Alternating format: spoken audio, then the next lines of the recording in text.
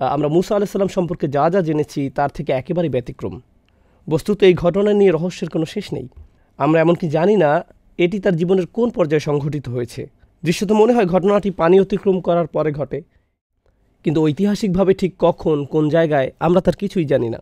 আর আল্লাহ সিদ্ধান্ত নিয়েছেন আমাদেরকে না বলার। এই খুতবার জন্য আমি কিছু কথা আজকে বলতে চাই। আল্লাহ কর্তৃক বর্ণিত এই গভীর তাৎপর্যপূর্ণ ঘটনা থেকে শুধু একটি বিষয় তুলে ধরব, আর তা হলো আল্লাহ আজ্জা জাল্লা মূসা আলাইহিস সালামের বর্ণনা দিতে গিয়ে বলেন, প্রথমত তিনি হলেন কোরআনের সর্বাধিক আলোচিত নবী। মূসা আলাইহিস সালামের নাম সবচেয়ে বেশি সংখ্যকবার উল্লেখ করা হয়েছে, আর অবশ্যই তাকেও কিতাব দেওয়া হয়েছে। তারপর সেই কিতাবটি এমন বইয়ে পরিণত হয়, অর্থাৎ আল্লাহ তাকে তাওরাত প্রদান করেন।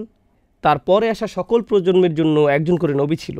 এই নবীরা তাদের প্রজন্মকে আবারও তাওরাত শিক্ষা দিয়েছেন, আবারও শিক্ষা দিয়েছেন, আবারও শিক্ষা দিয়েছেন, আবারও শিক্ষা দিয়েছেন। তাহলে অধিক সংখ্যক নবী ছাত্র ছিল তাকে যে বই প্রদান করা হয়েছে সে বইয়ের, অন্য যে কোনো নবীর চেয়ে। আর অবশ্যই আল্লাহ আজ্জা জাল্লা মূসা আলাইহিস সালামের জাতির মানুষদের বা ইহুদি সম্প্রদায়কে আহবার হিসাবে অভিহিত করেছেন, জ্ঞানীর মানুষ হিসেবে। এছাড়াও বনী ইসরায়েলদের ওলামাদের জন্য কোরআন স্কলার শব্দটি ব্যবহার করেছে, অর্থাৎ এই মানুষগুলোর সুগভীর জ্ঞান ছিল। আল্লাহর কাছ থেকে তারা এটা পেয়েছে, আল্লাহ তাদের এটা দিয়েছেন। এমনকি তাওরাতের মধ্যে পরিবর্তন আনার পরেও কিছু জ্ঞান তাদের মাঝে বর্তমান আছে। সুতরাং আল্লাহ কোরআনে মূসা আলাইহিস সালামের জ্ঞান এবং উচ্চতর মর্যাদার কথা বারবার তুলে ধরেছেন। কিন্তু আজকের আলোচ্য ঘটনায় তিনি শিক্ষক নন, তিনি একজন ছাত্র। মূসা আলাইহিস সালাম, যিনি অন্য সকল ক্ষেত্রে ছিলেন একজন শিক্ষক, এখন তিনি একজন ছাত্র। আর এটা তার জীবনের শুরুর দিকের ঘটনা নয়। লেখাপড়ার কথা যখন চিন্তা করেন, আপনি জীবনের প্রথম দিকে জ্ঞান অর্জন করেন, ছাত্র থাকেন, এভাবে নির্দিষ্ট কিছু যোগ্যতা অর্জন করার পর আপনি শিক্ষক হন। শিক্ষক হওয়ার এটাই স্বাভাবিক প্রক্রিয়া। কিন্তু আমরা এখন যা নিয়ে কথা বলতে যাচ্ছি, এই ঘটনা মূসা আলাইহিস সালামের জীবনের অনেক পরের দিকের ঘটনা। তিনি ইতিমধ্যে ইসরায়েলিদের শিক্ষক হিসেবে বহুদিন অতিক্রম করেছেন। তিনি ইতিমধ্যে তাওরাত গ্রহণ করেছেন।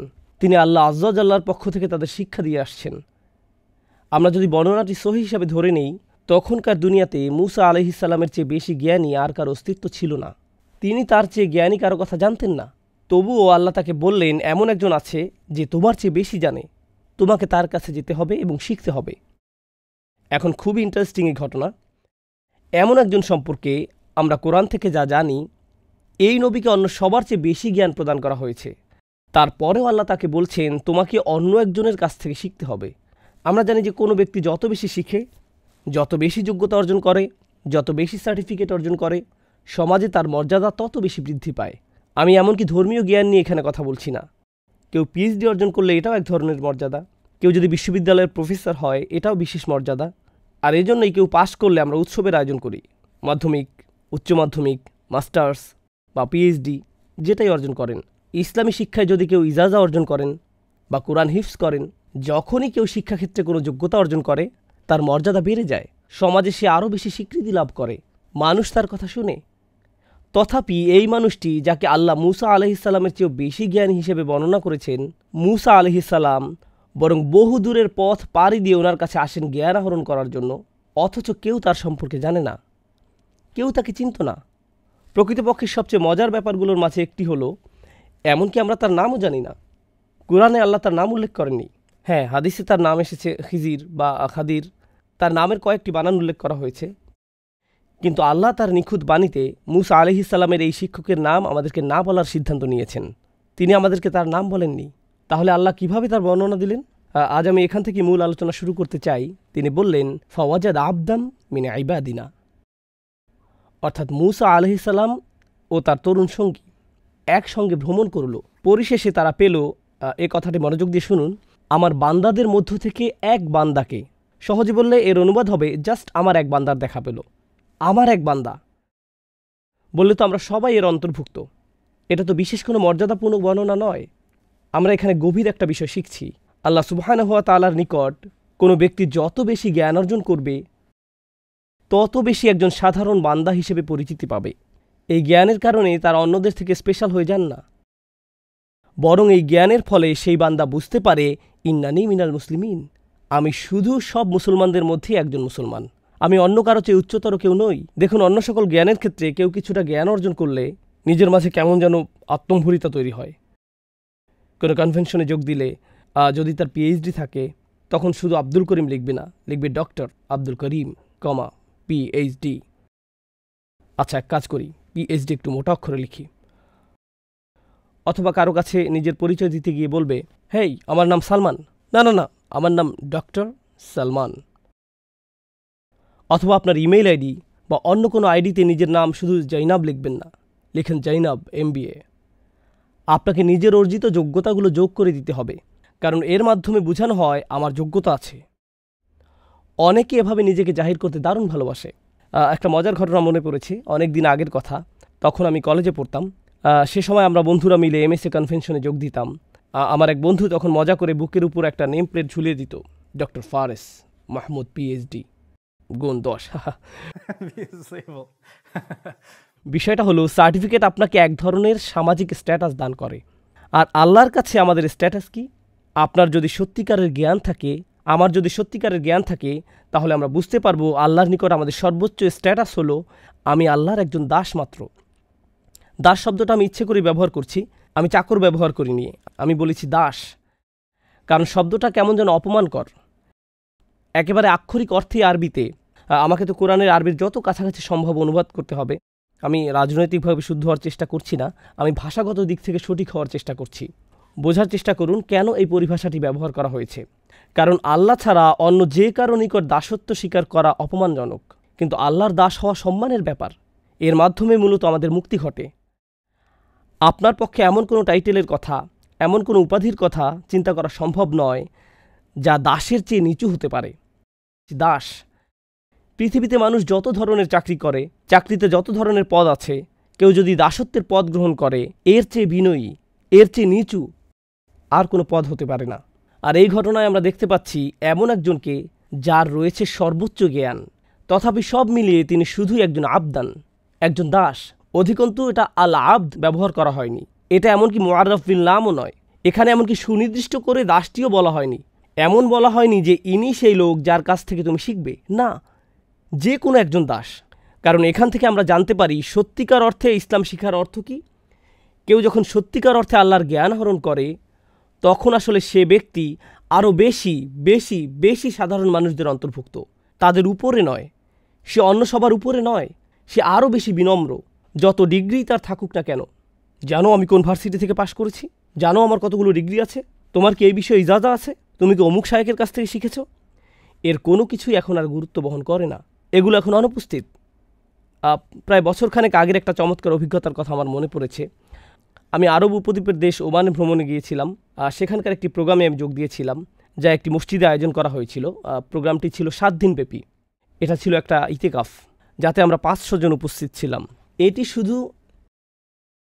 এটি ছিল শুধু কোরআন নিয়ে গভীর চিন্তাভাবনা বিষয়ক প্রোগ্রাম। এটাই ছিল তার মূল উদ্দেশ্য। এই প্রোগ্রামে যোগ দেওয়ার জন্য কিছু বিস্ময়কর নিয়মকানুন ছিল। তার মাঝে একটি ছিল, কোনো ফোন নেওয়া যাবে না। আস্তাগফিরুল্লাহিল আযীম। প্রোগ্রাম আয়োজকদের কাছে ফোন রেখে আসতে হবে। যদি কোনো ইমার্জেন্সি কল আসে, তাহলে তারা তা হ্যান্ডেল করবে। কিন্তু 7 দিন ধরে আপনি ফোন পাবেন না। আমি জানি না আপনি ফোন ছাড়া এমনকি নিঃশ্বাস নেবেন কীভাবে। তো আমাদের সাথে কোনো ফোন ছিল না। দ্বিতীয় নিয়ম ছিল, আপনি শুধু আপনার নাম উল্লেখ করতে পারবেন এবং কোথা থেকে এসেছেন। এছাড়া নিজের সম্পর্কে আর কিছুই বলতে পারবেন না, কিছুই না।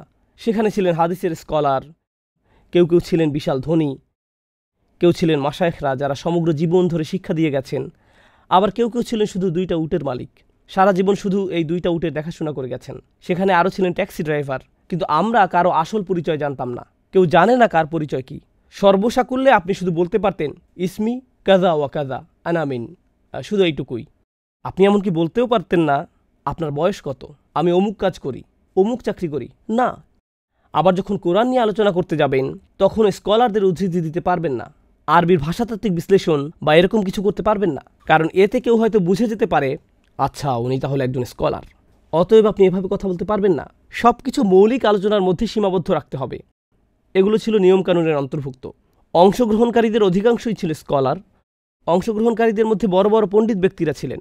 অনুষ্ঠানটি ছিল মূলত বিনম্রতার অনুশীলন। 7 দিন ধরে বিনম্রতা শেখার খুবই গভীর একটা অনুশীলন ছিল সেটা। আমরা যেন শুধু আবদাম বিন ইবাদিনা হতে পারি, যেন শুধু একজন দাস হতে পারি। শাহ ওয়ালিউল্লাহ দেহলভী রহমাহুল্লাহ অসাধারণ সুন্দর একটি কথা বলেছেন, এটা আমার মাথায় বদ্ধমূল হয়ে আছে। যুবক বয়সে যখন প্রথম শুনেছিলাম তখন থেকে। যার সত্যিকারের জ্ঞান রয়েছে তিনি তার বর্ণনা দিয়েছেন। তিনি বলেন, একটি গাছে যখন ফল ধরে তখন তার ডালপালাগুলো নুয়ে পড়ে, গাছে ফল ধরলে ডালপালাগুলো নিচের দিকে ঝুঁকে পড়ে। ব্যাপারটা হলো, নিজের ভেতরে যদি সত্যিকারের জ্ঞান ফল ধারণ করে থাকেন, আপনি নম্র হয়ে নুয়ে পড়বেন, নিজেকে আপনার বড় কিছু মনে হবে না। কেউ যদি আপনার জ্ঞান নিয়ে প্রশ্ন তোলে, আপনার সমালোচনা করে, নিজের মাথায় তখন আপনি এভাবে ভাববেন না, আমার সম্পর্কে প্রশ্ন করার তুমি কে, এভাবে আমি চিন্তা করব না। আমরা বরং চিন্তা করব আবদাম বিন ইবাদিনা এর মতো। এখন মূসা আলাইহিসসালামকে কিতাবের জ্ঞান প্রদান করা হয়েছিল, তাকে ঐশী জ্ঞান প্রদান করা হয়েছিল।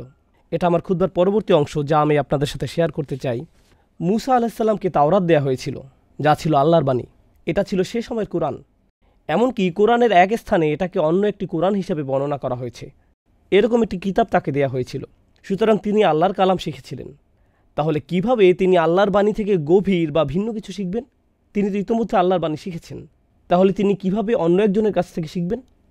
দেখুন, দুই ধরনের জ্ঞান আছে, দুই প্রকারের জ্ঞান আছে।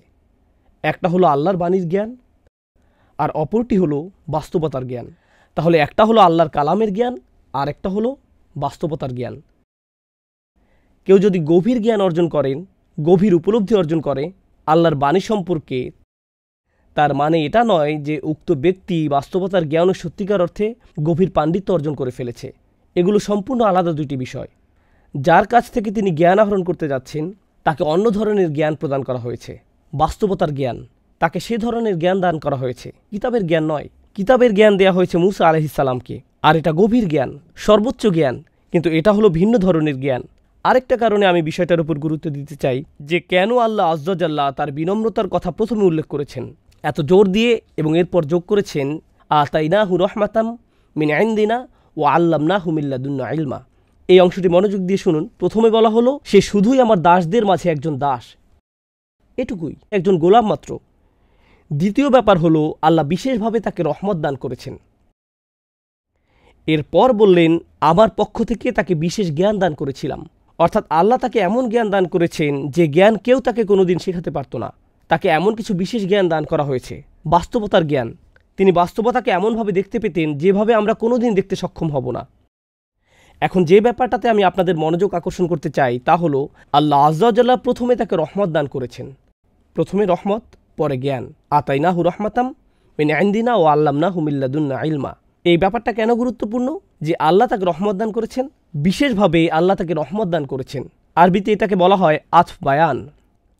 এমন ধরনের কিছু জ্ঞান আছে, আপনাকে যদি তা দেয়া হয়, আপনার প্রতি এর চেয়ে বড় কোনো রহমত আর হতে পারে না। যদি এগুলো জানা থাকে, আপনার জীবন অনেক সহজ হয়ে যাবে। যদি এগুলো জানা থাকে, সুখী হয়ে যাবেন। যদি এগুলো জানেন, আপনার সমস্যা দূর হয়ে যাবে। এর চেয়ে বড় রহমত আর কি হতে পারে যে আপনার অন্তর আর অশান্ত হবে না, আপনি আর উদ্বিগ্ন হবেন না, আপনি আর দুঃখিত হবেন না, আপনি আর কখনো বিরক্ত হবেন না। আপনি সর্বদা আশীর্বাদপুষ্ট জীবনযাপন করবেন, কারণ আল্লাহ তার পক্ষ থেকে আপনাকে বিশেষ রহমত দান করেছেন, বাস্তবতা সম্পর্কে বিশেষ ধরনের জ্ঞান। এই ধরনের জ্ঞান খিজির আলাইহিসসালামকে দেয়া হয়েছিল। এখন কিভাবে এটা কাজ করে? আমি আবারও বলছি, আমি আপনাদের পুরো ঘটনা বলতে যাচ্ছি না। বাসায় গিয়ে যখন সূরার অনুবাদ পড়বেন বা তাফসীর পড়বেন, তখন এই ব্যাপারগুলো নিয়ে চিন্তাভাবনা করুন। আল্লাহ আযজা ওয়া জাল্লা আমাদেরকে মূসা আলাইহিসসালামের সাথে সেই ভ্রমণে নিয়ে যাচ্ছেন। মূসা আলাইহিসসালাম তার সাক্ষাৎ পেয়ে তাকে বললেন, আলা আন তুআল্লিমানি মিম্মা উল্লিমতা রুশদা, আমি কি আপনাকে অনুসরণ করতে পারি? এর ফলে আপনাকে যে বিষয়গুলো শেখানো হয়েছে তার থেকে কিছু বিষয় আমাকে শেখাতে পারবেন? তখন শুরুতেই তিনি মূসা আলাইহিসসালামকে বললেন, এর জন্য আগে আপনাকে কিছু শর্ত পূরণ করতে হবে। যেমন ভার্সিটিতে ভর্তি হতে হলে আমাদেরকে আগে কিছু শর্ত পূরণ করতে হয়। আমাকে অনুসরণ করার জন্য যে যোগ্যতা দরকার তা হলো সবর। আপনার সেটা নেই। ইন্নাকা লান তাসতাতিআ মাইয়া সবরা, আপনি কিছুতেই আমার সাথে ধৈর্য ধারণ করতে পারবেন না। আপনার পক্ষে নিজেকে থামিয়ে রাখা সম্ভব হবে না। আপনি সংযম ধরে রাখতে পারবেন না। এই ব্যাপারটা একটু বেশি কঠিন। কি? মূসা আলাইহিসসালাম নিজেকে হ্যান্ডেল করতে পারবেন না? তিনি ফেরাউনকে হ্যান্ডেল করতে পেরেছিলেন, তিনি পানি অতিক্রম করা হ্যান্ডেল করতে পেরেছিলেন, তিনি বনী ইসরায়েলের মতো বেয়ারা জাতিকে পরিচালিত করতে পেরেছিলেন। তিনি ইতিমধ্যে অনেক কিছু হ্যান্ডেল করেছেন। যে মানুষেরা তাকে হত্যা করতে চেয়েছিল তিনি তাদেরকে হ্যান্ডেল করেছেন। আর খিদির আলাইহিসসালাম বলছেন, আপনি আমার সাথে ধৈর্য রাখতে পারবেন না? ইনি হলেন সেই মূসা আলাইহিসসালাম যিনি ইসরায়েলিদেরকে বলেছিলেন ধৈর্য ধারণ করতে। তিনি তাদের বলেছিলেন যখন ফেরাউনের বাহিনী তাদের ধাওয়া করেছিল, কাল্লা ইন্না মাইয়া রব্বি সায়াহদিনী, না না, কোনো সমস্যা নেই, আমার রব আমার সাথে আছেন। ইনি হলেন ইসলামের হিরো, সবচেয়ে বেশি গুরুত্ব দেয়া নবীদের মাঝে অন্যতম। আর এই লোকটি মূসা আলাইহিস সালামকে বলছেন, আপনার যথেষ্ট সবর নেই, আপনি এটা হ্যান্ডেল করতে পারবেন না।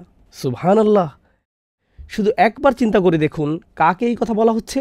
এই কথা মূসা আলাইহিস সালামকে বলা হচ্ছে। যাই হোক, মূসা আলাইহিস সালামকে যখন এই কথা বলা হলো, তিনি বিনম্রতার সাথে বললেন, সাতাজিদুনি ইনশাআল্লাহু সাবিরা। তিনি এভাবে বলেননি, এক্সকিউজ মি, আপনি আমাকে সবর শেখাতে এসেছেন? শুনেন তাহলে আমার কত ধরনের সবরের অভিজ্ঞতা আছে। না না না, ইনশাআল্লাহ, যদি আল্লাহ ইচ্ছা করেন আপনি দেখবেন আমার সবর আছে। যদি আল্লাহ ইচ্ছা করেন। তিনি এমনকি নিজের সম্পর্কে গ্যারান্টিও দেননি। দেখুন, হ্যাঁ, আমি আগে ধৈর্য ধরেছি অনেকবার, কিন্তু তার মানে এটা নয় যে আমি সব সময় ধৈর্য ধরতে পারবো। যদি আল্লাহ ইচ্ছা করেন, আমি আশা করছি আপনি আমাকে ধৈর্যশীল পাবেন। সাতাজিদুনি ইনশাআল্লাহু সাবিরা। আমি এই খুতবার শেষ কয়েক মিনিট বাস্তবতার জ্ঞান নিয়ে কথা বলতে চাই এবং আপনাদের নিকট তুলে ধরতে চাই কিভাবে মূসা আলাইহিস সালামের ধৈর্যের পরীক্ষা নেওয়া হয়েছিল, কিভাবে বাস্তবতার জ্ঞান রহমতে পরিণত হয়। আমি চাই আপনারা এভাবে চিন্তা করুন।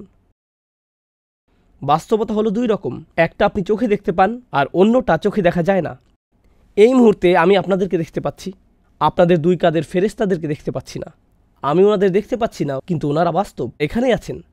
তাহলে এক ধরনের বাস্তবতা আমরা দেখতে পাই আর অন্য বাস্তবতা আমরা দেখতে পাই না। লাইলাতুল কদরে আকাশের দিকে তাকালে আপনি শুধু আকাশই দেখতে পান, কিন্তু অদৃশ্য বাস্তবতা হলো সমগ্র আকাশ অবতরণরত ফেরেশতাদের দ্বারা ছেয়ে থাকে। তানাজ্জালুল মালাইকাতু ওয়ার রূহু ফিহা বিইذনি রাব্বিহিম মিন কুল্লি আমর। এটা হলো একটি অদৃশ্য বাস্তবতা, বুঝতে পারছেন? একটা হলো দৃশ্যমান বাস্তবতা এবং অপরটা হলো অদৃশ্যমান বাস্তবতা। এই জ্ঞান আমরা যা প্রতিনিয়ত দেখতে পাচ্ছি, আমাদের সকল মতামতগুলো, সকল অনুভূতিগুলো এবং সকল চিন্তাভাবনাগুলো সব সময় দৃশ্যমান বাস্তবতা দ্বারা প্রভাবিত হয়। কারণ আমাদের নিকট বাস্তবতা এটাই। খবরে যা দেখতে পান, নিজে যার অভিজ্ঞতা অর্জন করেন, এগুলো হলো আপনার জীবনের বাস্তবতা। কিন্তু এই বাস্তবতার বাহিরেও আছে আরেক ধরনের বাস্তবতা, সোর্স কোডের মতো। যেমন আপনি শুধু অ্যাপের সামনের দিকটাই দেখতে পান, এর পেছনে যে প্রোগ্রামিং কোড রয়েছে তা দেখতে পান না, একটা পর্দা। এবং আল্লাহ আযজা ওয়া জাল্লা কিয়ামতের দিন সম্পর্কে বলেন, ফাকাশাফনা আনকা গিতাআক ফাবাসারুকাল ইয়াউমা হাদিদ। তোমার সামনে যে পর্দা ছিল তা আমি সরিয়ে দিয়েছি। তোমার দৃষ্টি আজ খুব তীক্ষ্ণ, তুমি খুব পরিষ্কারভাবে সব দেখতে পাচ্ছ। অন্য কথায়, আল্লাহ এখন পর্দা সরিয়ে ফেলেছেন, তাই তুমি এখন দেখতে পাচ্ছ অদৃশ্য বাস্তবতাও। আসলে আমাদের জীবনের প্রায় সকল ক্ষেত্রে আমরা কখনোই জানতে পারি না আল্লাহ যা যা করেন তা কেন করেন। আমরা জানি না। আমরা জানি না কেন আপনি গাড়ি অ্যাক্সিডেন্টের কবলে পড়লেন। আমরা জানি না। আমরা জানি না কেন আপনি চাকরি হারালেন। আমরা জানি না কেন আপনি অসুস্থ হয়ে পড়লেন। আমরা জানি না কেন এই সমস্যা ঘটল, কেন ওই সমস্যা দেখা দিল। আমরা জানি না কেন আপনার ভাই স্কুলে ভালো রেজাল্ট করলো আর আপনি ফেল করলেন। আমরা জানি না। আমরা জানি না কেন আপনি বেঁটে আর আপনার সকল ভাই বোনেরা যথেষ্ট লম্বা। আপনি তখন ভাবতে শুরু করেন, আল্লাহ কেন এমনটা করলেন? তিনি কেন আমাকে বলেন না যে তিনি আমার থেকে কি চান? কেন তিনি অদৃশ্য জগতের পর্দা একটুখানি সরিয়ে দেন না, যেন আমি দেখতে পারি আসল রহস্য কি? আমি যদি জানতে পারতাম তাহলে হয়তো আমার অস্থিরতা দূর হতো। কারণ যদি না জেনে থাকেন, যদি কোনো বিচারক আপনার সম্পর্কে কোনো রায় দিয়ে থাকে, আপনি তখন স্বাভাবিকভাবেই জিজ্ঞেস করবেন, কেন আমাকে জরিমানা দিতে হবে? বিচারক উত্তরে বললেন, সেটা অদৃশ্য জগতের জ্ঞান, আমি আপনাকে তা বলতে যাচ্ছি না। কোনো বিচারক যখন আপনার সম্পর্কে কোনো রায় দিয়ে থাকে আর আপনি জানেন না কেন এই রায়, আপনি তখন অশান্ত হয়ে ওঠেন। আমি এটা মেনে নিতে পারি না, আমি এটার ব্যাখ্যা চাই। আপনি তো এর ব্যাখ্যা আমার কাছ থেকে গোপন রাখতে পারেন না। আল্লাহ মূসা আলাইহিস সালামকে দেখালেন সব কিছুর সব সময় ব্যাখ্যা আছে, কিন্তু আল্লাহ সিদ্ধান্ত নিয়েছেন ওমা কানা আল্লাহু লিইউতলিআকুম আলাল গায়ব। আর আল্লাহ সিদ্ধান্ত নিয়েছেন তিনি তোমাদেরকে অদৃশ্য জগতের খবর জানাবেন না। তিনি সকল দৃশ্যমান বিষয়ের পেছনে রয়েছে। আর আল্লাহ সিদ্ধান্ত নিয়েছেন তিনি তোমাদেরকে অদৃশ্য জগতের খবর জানাবেন না। সকল দৃশ্যমান বিষয়ের পেছনে রয়েছে আরেকটি অদৃশ্য জগৎ, আর তিনি সিদ্ধান্ত নিয়েছেন আপনাদেরকে সেটা জানাবেন না। কিন্তু এই ঘটনায় আল্লাহ মূসা আলাইহিস সালামের শিক্ষকের মাধ্যমে অদৃশ্য জগতের পর্দাটা সামান্য একটু তুলে ধরলেন, কি ঘটছে ঘটনার অন্তরালে। কিন্তু তিনি সেই পর্দা সবসময় উন্মোচন করেন না। এটা একটা বিশেষ ধরনের জ্ঞান যা খিজির আলাইহিস সালামকে দেয়া হয়েছে, যা ছিল তার প্রতি বিশেষ ধরনের দয়া। আল্লাহ সেই জ্ঞান সবাইকে দান করেন না, মূসা আলাইহিস সালামকেও দান করেননি। অর্থাৎ এটা এমন এক বাস্তবতা যা এমনকি তিনি তার রাসূলদের নিকটও উন্মোচিত করেন না আলাইহিমুসসালাতু ওয়াসসালাম। আমরা এখান থেকে খুব গুরুত্বপূর্ণ একটা বিষয় শিখছি। তাই মূসা আলাইহিস সালাম দেখলেন এক ব্যক্তি বৈধভাবে পরিশ্রম করে জীবিকা উপার্জন করছে, আর তার জীবিকা উপার্জনের একমাত্র মাধ্যম হলো তার নৌকাটি, আর সেই নৌকাটিই কিনা ফুটো করে দেয়া হলো। তার শিক্ষকই এই কাজ করলেন। কি করছেন আপনি? এটা তো পুরোই একটা জঘন্য কাজ। খিজির আলাইহিসসালাম বলেন, আগেই বলেছি আপনি এটা হ্যান্ডেল করতে পারবেন না। এটা এমন কোর্স নয় যেটা করে আপনি নিজেকে ঠিক রাখতে পারবেন। এটা করার জন্য যে ধৈর্য লাগে সেটা আপনার নেই। অর্থাৎ মূসা আলাইহিসসালাম অন্যায় অবিচার দেখলে চুপ করে দাঁড়িয়ে থাকতে পারেন না। যখন দুই ব্যক্তিকে মারামারি করতে দেখলেন, তিনি দাঁড়িয়ে থাকলেন না, নিজে গিয়ে এটার সমাধান করতে চাইলেন। তিনি যখন দেখলেন দুইটি মেয়ে নিজেদের পশুগুলোকে পানি পান করাতে পারছে না, তিনি এগিয়ে গিয়ে তাদের সাহায্য করলেন। এখন তিনি যখন দেখলেন একজন নির্দোষ বাচ্চাকে হত্যা করে ফেলা হচ্ছে, একটি নৌকা কোনো কারণ ছাড়াই ডুবিয়ে দেওয়া হচ্ছে, অবশ্যই তিনি এগুলো মেনে নেবেন না। আর এখানেই ছিল তার ধৈর্যের পরীক্ষা। অন্য কথায়, যখন আপনি আমি কোনো অন্যায় হতে দেখব, নিজেদের ব্যক্তিগত জীবনে, নিজস্ব গণ্ডির ভেতরে, যখন দেখবেন কেউ আপনার নিজের প্রতি অন্যায় করছে বা অন্য কারো প্রতি অন্যায় করছে, আপনি তখন প্রশ্ন করতে শুরু করেন, এই অন্যায় অবিচারের কারণ কি? এটা তো ঠিক না। ব্যাপারটা আপনাকে ক্ষুব্ধ করে তোলে, নিজের ভেতরে খুব অশান্তি অনুভব করেন। ঠিক সেই মুহূর্তে খিজির আলাইহিসসালামের ওই কথাগুলো, যেগুলো তিনি মূসা আলাইহিসসালামকে বলেছিলেন, আলাম আকুল্লাকা ইন্নাকা লান তাসতাতিয়া মাইয়া সবরা, আপনি এটা হ্যান্ডেল করতে পারবেন না। আমি কি আপনাকে বলিনি যে এই শিক্ষা অর্জন করা সহজ নয়? আপনি এর জন্য ধৈর্য ধারণ করতে পারবেন না। এই কারণে এই জ্ঞান সবাইকে দেয়া হয়নি। আপনি এটা হ্যান্ডেল করতে পারবেন না। তিনি এমনকি একথাও বলেছেন, অকাইফা তাসবিরু আলা মা লাম তুহিত বিহি খুবরা, আপনি কিভাবে সে বিষয়ে ধৈর্য ধারণ করবেন যা সম্পর্কে আপনার জ্ঞান বা অভিজ্ঞতা নেই? অদৃশ্য জগতের অভিজ্ঞতা লাভ করার একটা ব্যাপার আছে। আল্লাহ আমাদের জন্য সেই অভিজ্ঞতার দরজা উন্মুক্ত করেননি। আমাদের পক্ষে সে জগতের অভিজ্ঞতা লাভ করা সম্ভব নয়। আমাদেরকে বিনয়ী হতে হবে। আল্লাহু ইয়ালামু ওয়া আনতুম লা তা'লামুন, আল্লাহই জানেন, তোমরা জানো না। পরিশেষে যখন মূসা আলাইহিসসালামকে শেখানো হলো, আপনি তো এই ব্যাপারগুলোতে ধৈর্য ধরতে পারেননি, এখন শুনুন ঘটনার অন্তরালে ঠিক অমুক অমুক কারণগুলো জড়িত ছিল। এটাই ছিল আল্লাহর পরিকল্পনা।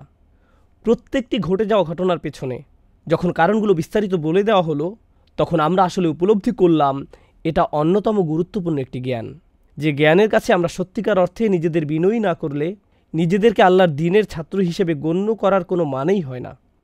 অন্যভাবে আবার বলছি, যখন আমরা আল্লাহর পরিকল্পনার কাছে নিজেদের সম্পূর্ণরূপে সমর্পণ করে দিই, তার মানে আমরা আল্লাহর সামনে নিজেদের বিনয়ী করে দিয়েছি।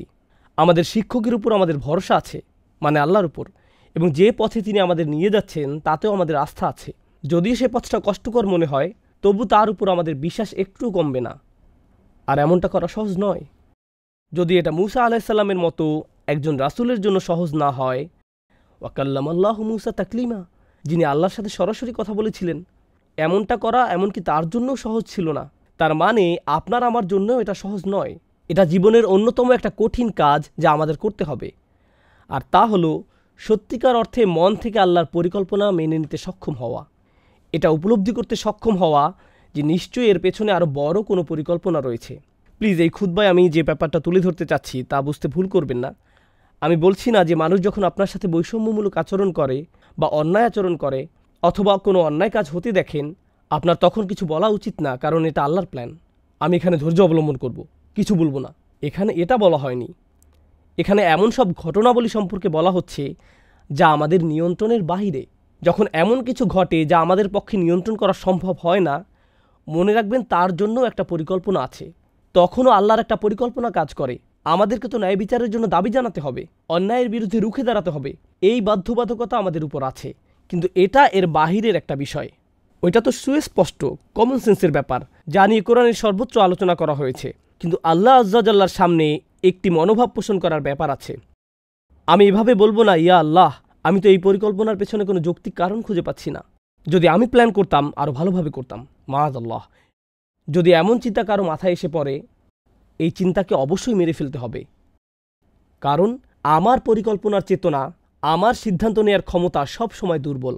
আপনি কি ভাবছেন আপনি আল্লাহর চেয়ে বেশি দয়ালু? আপনি কি ভাবছেন আপনি আল্লাহর চেয়েও বড় ন্যায় বিচারক?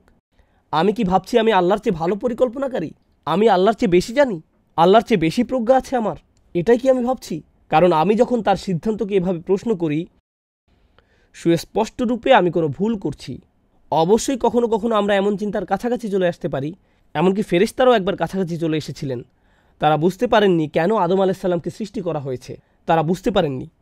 তারা এমনকি আল্লাহ আজ্জা ওয়াজাল্লাহকে জিজ্ঞেস করলেন, আতাজআলু ফিহা মা ইউফসিদু ফিহা ওয়া ইয়াসফিকুদ দিমা, আপনি কি সেখানে এমন কাউকে সৃষ্টি করবেন যে তাতে ফাসাদ করবে এবং রক্তপাত করবে? আমরা তো বুঝতে পারছি না। কিন্তু তাৎক্ষণিক এটা বলার সাথে সাথেই কারণ তারা বুঝতে পারছিল না। এতে কোনো সমস্যা নেই, আমরা আল্লাহর কাছে জানতে চাইতে পারি, ইয়া রব, আমি যদি বুঝতে পারতাম কেন এটা ঘটছে, পরিস্থিতি মোকাবেলা করতে আমাকে মানসিক শান্তি দান করুন। কিন্তু তৎক্ষণাৎ ফেরেশতারা কি বলেছিলেন?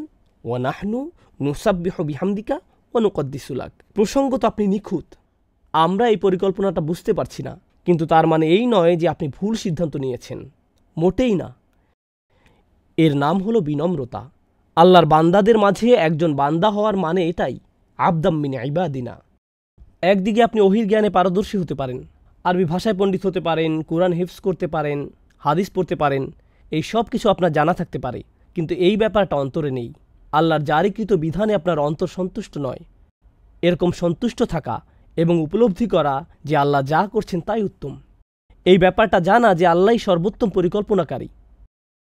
আমরা জানি কখনো কখনো একটি চারা গাছ অল্প কিছুদিনের মধ্যেই বেড়ে ওঠে, আবার কখনো কখনো বড় হতে বছরের পর বছর লেগে যায়, রাইট?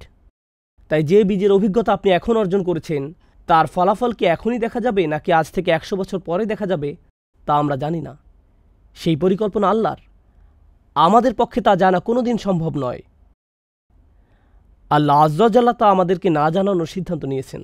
যখন মুসলমানরা একটি কঠিন সময় পার করছিল, সেই কথাটি বলেই খুতবার সমাপ্তি টানছি। আল্লাহ আযজা ওয়া জাল্লা মুসলমানদেরকে বলেছিলেন, যখন তাদের মাঝে প্রশ্ন দেখা দিল, জানেন তো আমরা উহুদের যুদ্ধে ব্যাপক ক্ষয়ক্ষতির সম্মুখীন হলাম। আল্লাহ আযজা ওয়া জাল্লা লক্ষ্য করলেন, এমনকি মুসলমানদের মধ্যেও এটা নিয়ে প্রশ্ন দেখা দেওয়া শুরু করলো, কেন আমাদের এমন বিপর্যয় ঘটল? আমাদের সাথে আল্লাহর রাসূল আছেন সাল্লাল্লাহু আলাইহি সাল্লাম, তার সাথে আমরা সকল বিশ্বাসীরা এত ত্যাগ কুরবানি স্বীকার করলাম। আল্লাহ বলেন, ওয়াতিলকাল আইয়ামু নুদাউিলুহা বাইনান নাস, এই দিনগুলোকে আমি মানুষের মধ্যে আবর্তিত করে থাকি। ওয়ালিয়ালামাল্লাহুল্লাযীনা আমানু, যাতে আল্লাহ চিনে নিতে পারেন কারা সত্যিকার অর্থে ঈমান এনেছে। জিততে থাকলে তো বিশ্বাস করা সহজ, তাই না? আমি দেখতে চাই কাদের ঈমান তখনও তাজা থাকে যখন কি হয়, যখন পরাজয় হয়। প্রথম যখন এই আয়াত পড়ি, আমি তখন নিউ ইয়র্কে থাকতাম। সে সময় আমি বাস্কেটবল টিম নিউ ইয়র্ক নিক্সের ফ্যান ছিলাম। এই টিম সম্পর্কে যদি কিছু জেনে থাকেন, স্পাইক লিকে দেখবেন, সে প্রতিটা ম্যাচে উপস্থিত থাকত। গ্যালারি থেকে সে শাহাদাত আঙ্গুল নাড়তে থাকত। খেলায় তার টিম 40 পয়েন্ট পিছিয়ে থাকলেও সে বিশ্বাস হারাত না। জিতার অবস্থা থাকুক বা না থাকুক, খেলা শেষ হতে মাত্র 3 সেকেন্ড বাকি আছে, তার টিম 40 পয়েন্ট পিছিয়ে আছে, সে তখনও শাহাদাত আঙ্গুল নাড়াতে থাকত। এমন ছিল তার বিশ্বাস। এজন্য তাকে বলা হতো ট্রু লাভার। ব্যাপারটা হলো, যখন আমরা খারাপ সময় অতিক্রম করি, ঠিক সে সময় আল্লাহ দেখতে চান আল্লাহর উপর আমাদের আস্থা আছে কি নেই। ঠিক সে সময় সত্যিকার অর্থে আমাদের ঈমানের শুধু পরীক্ষা হবে না, বরং গ্রেড দেয়া হবে। এভাবে চিন্তা করুন, সে সময় গ্রেড দেয়া হয়, সেই সময় যে গ্রেড অর্জন করেন সেটাই আসল গ্রেড। সে সময় আপনি কি আল্লাহর উপর সন্তুষ্ট থাকেন? তাই আল্লাহ বলেন, আমি জানতে চাই কারা সত্যিকার অর্থে ঈমান এনেছে। কুরআনের অন্য এক জায়গায় তিনি বলেন, মা কানা আল্লাহু লিইউযিরাল মুমিনিনা আলা মা আনতুম আলাইহি হাত্তা ইয়ামিজাল খাবিসা মিনাত তাইয়্যিব। আল্লাহ এমন নন যে তিনি মুমিনদেরকে আরামদায়ক অবস্থায় ছেড়ে দেবেন। তিনি ছেড়ে দেবেন না, তিনি সময়কে কঠিন করে দিবেন যতক্ষণ না তিনি অসৎকে সৎ থেকে পৃথক করেন। ওমা কানা আল্লাহু লিইউতলিআকুম আলাল গায়ব। আল্লাহ তোমাদেরকে গায়বের বিধান জানাবেন না, তিনি আপনাদেরকে আসল পরিকল্পনার কথা জানাবেন না, তিনি স্বয়ংই কথা বলছেন। এটাই হলো গভীর বিনম্রতা। এটা এতই গভীর যে এমনকি একজন রাসূলকেও এই নম্রতা শেখার জন্য ভ্রমণ করতে হয়েছিল। নম্রতার এই শিক্ষা আমাকে আপনাকেও নিজেদের জীবনে বাস্তবায়ন করতে হবে।